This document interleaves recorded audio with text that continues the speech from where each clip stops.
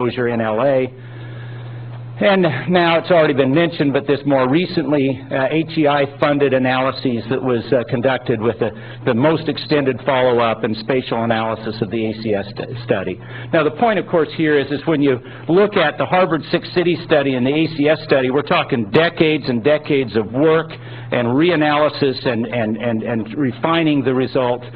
But in the end, these studies, the Harvard Six Cities and the ACS studies, provide robust and reproducible results. You can see that the ACS results are somewhat smaller, except for the LA area, than the Six Cities study, but qualitatively similar with bigger effects for cardiovascular disease.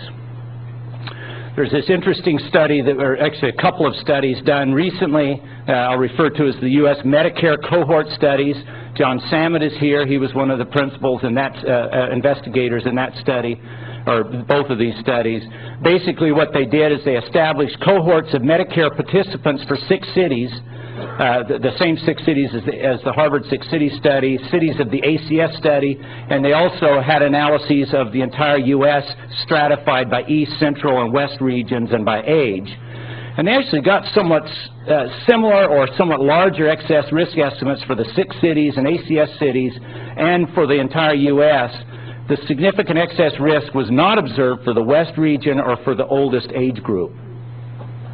There's a series of studies of California Seventh-day Adventists, often referred to as the OSMOG studies, again showing the effect estimates here, somewhat larger for cardiopulmonary disease.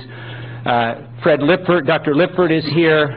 He's been involved with this Veterans Administration hypertensive male study. Basically, excess risks were most strongly associated with indicators of traffic source pollution, primarily traffic density. In single pollutant models, PM2.5 was associated with mortality risk. It was significant for the first follow-up, 89 to 96, but it was not statistically significant. Still positive, but not statistically significant for the second follow-up. James Enstrom is here. I'm sure he'll talk more about this study. This is the 11 California County Elderly Study, a cohort that was enrolled in 1959. These are just the California part of the cohort of the American Cancer Society Cancer Prevention 1 cohort. They were recontacted in 72. There was an initial follow-up from 73 to 82 and a subsequent follow-up from 83 to 02. And basically what they found is for the initial follow-up, there was a significant PM2.5 association right here, but it was not significant for the subsequent follow-up. The Women's Health Initiative study's been mentioned already. Basically, they focused on cardiovascular events, fatal and non-fatal, and they got large pollution effects on both fatal and non-fatal events, as illustrated in the figure.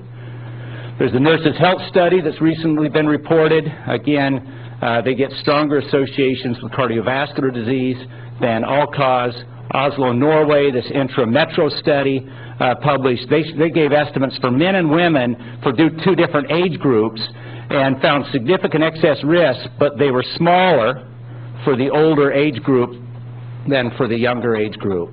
A number of other studies have been conducted in Europe, in the Netherlands, in France, in Germany. These have been reviewed by Bert Brunekrief and others.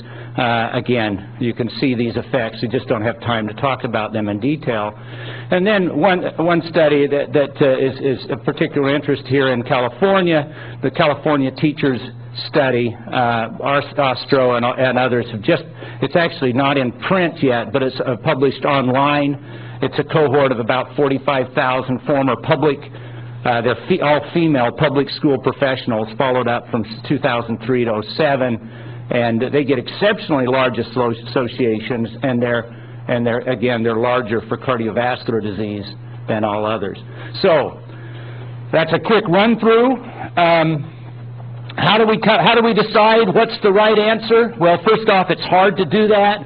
There's been one attempt, this expert judgment assessment of mortality, of the impact of changes. You can see that there's some multiple things here, but there are 12 experts.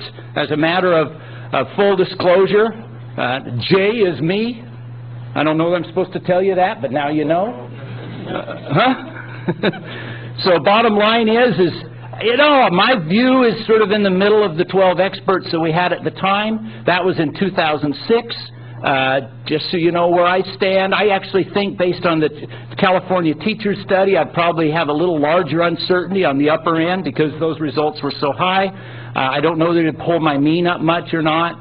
But here, superimposed on this sort of summary of all the studies, this is sort of the central estimate of the experts, the low and the high. You can see they kind of pretty well fit the data. So what do we know? Well, the predominant statistical inference from all these studies is that long-term exposure to elevated levels of PM2.5 is associated with elevated risk of mortality. We are all kind of coming to the same conclusion, the EPA, numerous reviewers, myself included. Reasonable central estimates of the effect is somewhere between 5 and 15%, but it could be higher, maybe a little bit lower.